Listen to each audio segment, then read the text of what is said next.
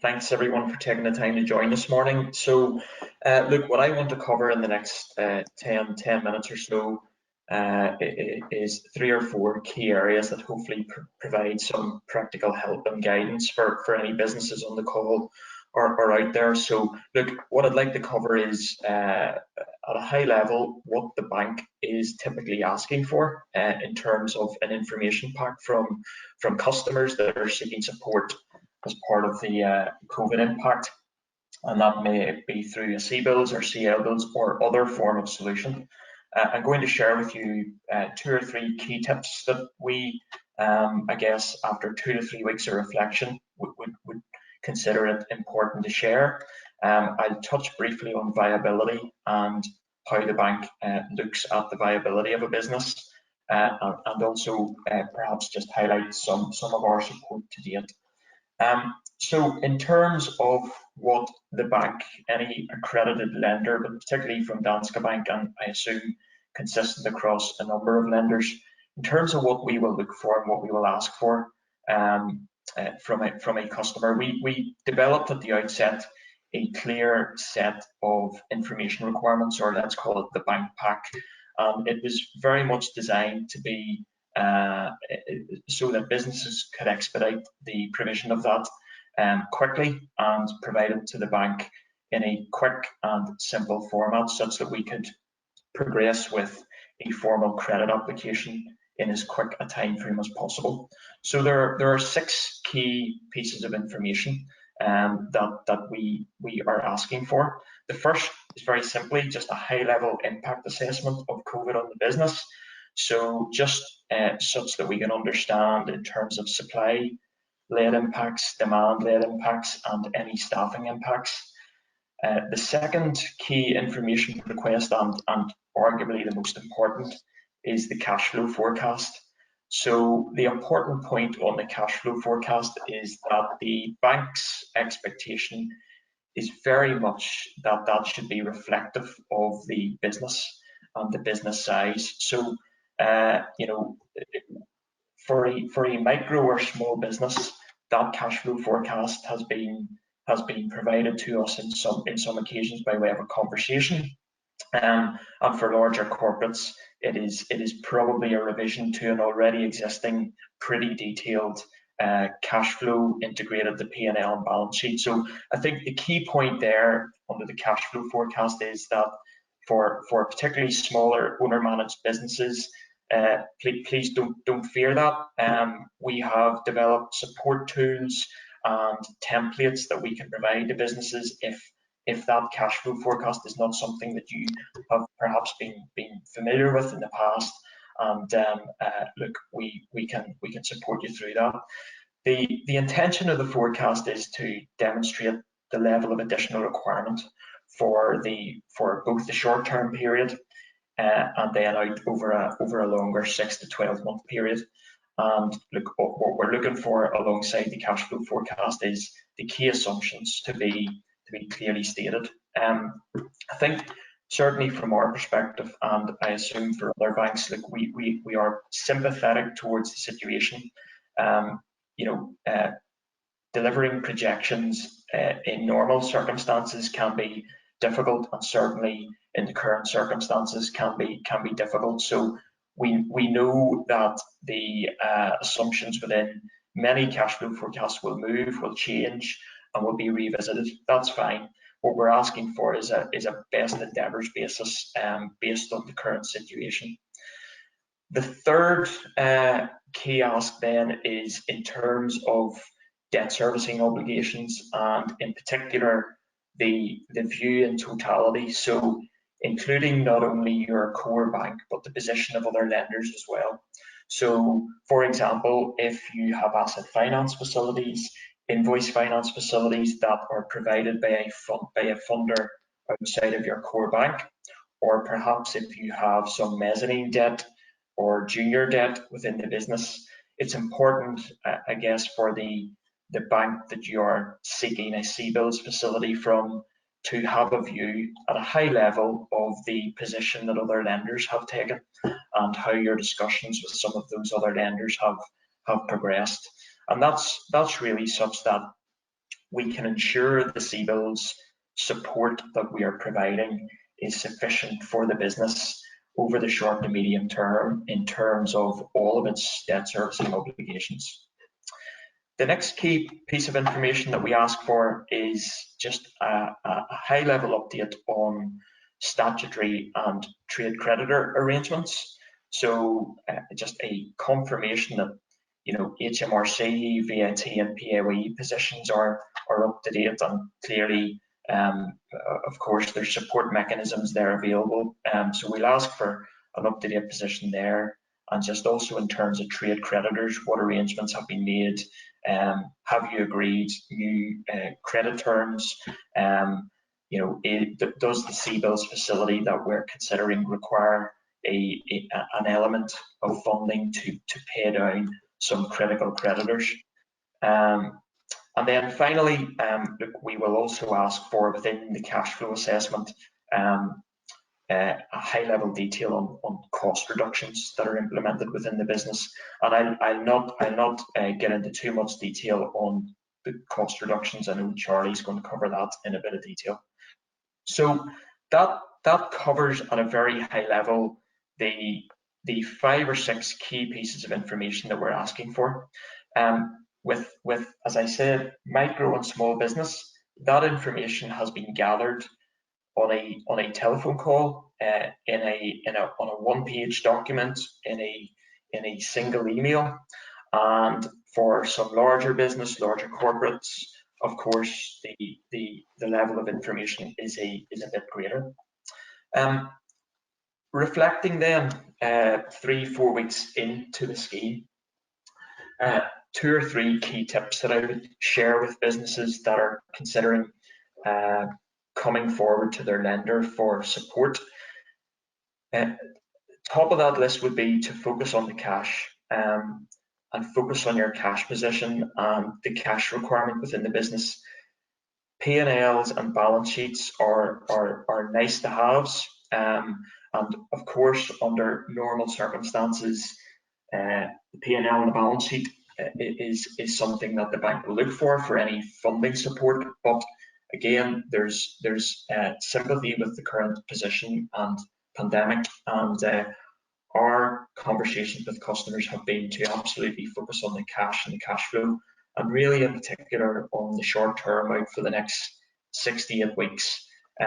We did see a number of cash flows presented, going back 3-4 weeks ago, that really ran out a situation to the end of June, and then with an assumption that things were back to normal by really 1st of July onwards. So we're saying to those customers, look, let's run a prudent worst case scenario, assuming that okay, we all hope that there is some level of relaxation by end of June, but let's assume that revenues are subdued in terms of getting back to normality out through Q3 and Q4. So I would bear that in mind. Again, a point I've touched on, but really again just to highlight, the depth of information requirements should be reflective of the business. So the CBILS scheme in particular is structured such that it is available for businesses of a wide range in terms of size and complexity. So there is an understanding from the bank side that for smaller businesses, micro businesses, the level of information we require is not the same as for larger businesses and corporates. And then the third tip I would just share with you at this stage is to keep in contact with your lender throughout, whether that is weekly or monthly. We know that there is going to be deviation from plans. Things will not turn out as currently being modelled or expected. That is absolutely understood. And the dialogue between business and the bank or lender is important. Then just to touch briefly on viability, Susan mentioned viability. So from the bank's perspective, at a very sort of high level, if a business was considered to be viable pre-COVID, So against its pre-COVID revenues and cash flows, if it was a business the bank ordinarily would have been in a position to lend to, then irrespective of the impact from COVID in terms of revenue and profitability, the bank should consider that business as viable, and that's certainly the approach that we are taking. So in a lot of cases, the revenue line has went from a pre-COVID level to zero overnight. So clearly, in a normal environment, a zero revenue would not be considered to be viable by a bank. But the key point, and again, Susan mentioned it, is cash flows over the last 2, 3, 4 weeks are effectively irrelevant.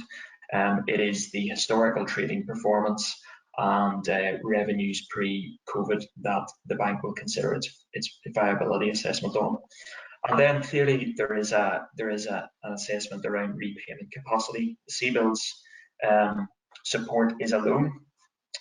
So again, the approach that we will take will be to look at the historical pre-COVID revenues and profitability of a business, and if those revenues could service the debt, including the additional CBILS debt, then again the business will be considered to be viable. Just touching briefly then, and to close, on some of our support to date. There have been we have provided over 2,000 interventions of support to business, and that's right from our small business right through to our largest corporates. That we've approved 75 million of new loans, around 40 million of CBILS facilities, and 30 million of non-CBILS, and that's in the last 3 weeks, and that's around 2 times our normal activity level. We've also provided 12 million of asset finance repayment holidays and 15 million of term loan repayment holidays. So in total, it's around 100 million of support to the NI business sector, and with a healthy number as well still in the pipeline.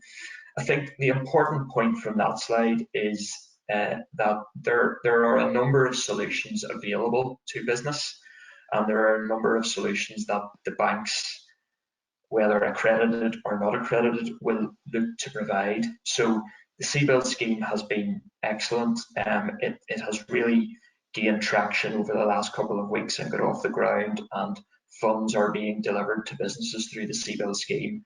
But I think it's important to note that there are other alternative solutions available as well. And in some situations and with some customers, those alternative solutions are better suited. So you know that there are many businesses that we talk to who do not want, if possible, to take on additional debt, so would prefer to take on an asset finance holiday or a term loan repayment holiday.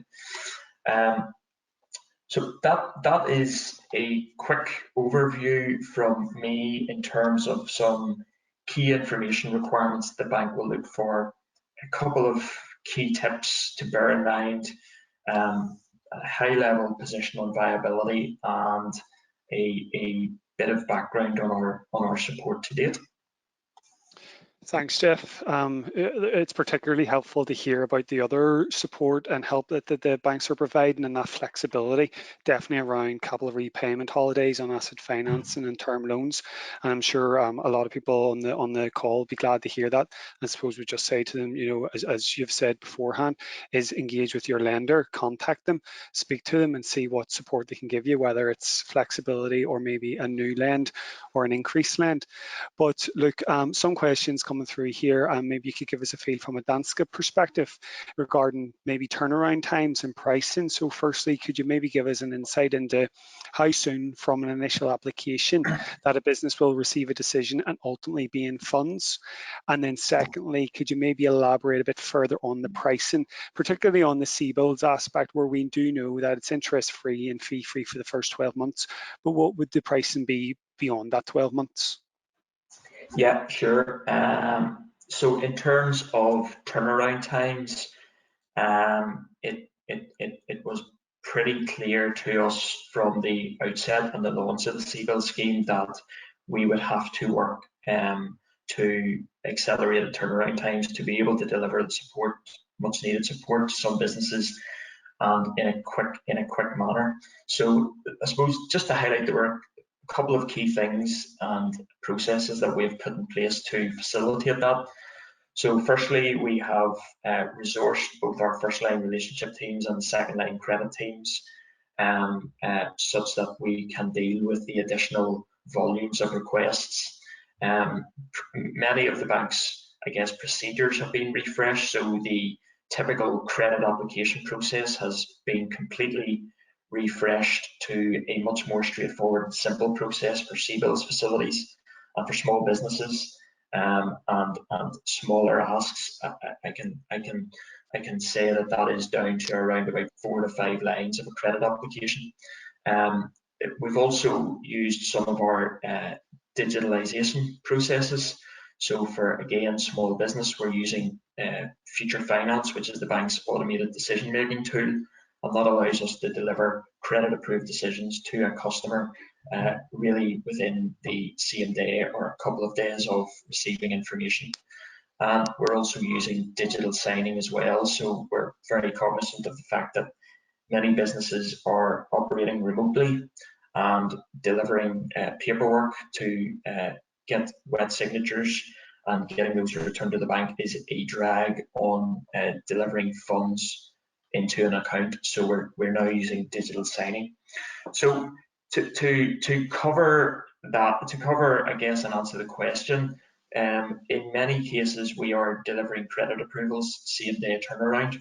We are trying to prioritise those cases where the need is greater, and to do whatever it takes to deliver for the customer.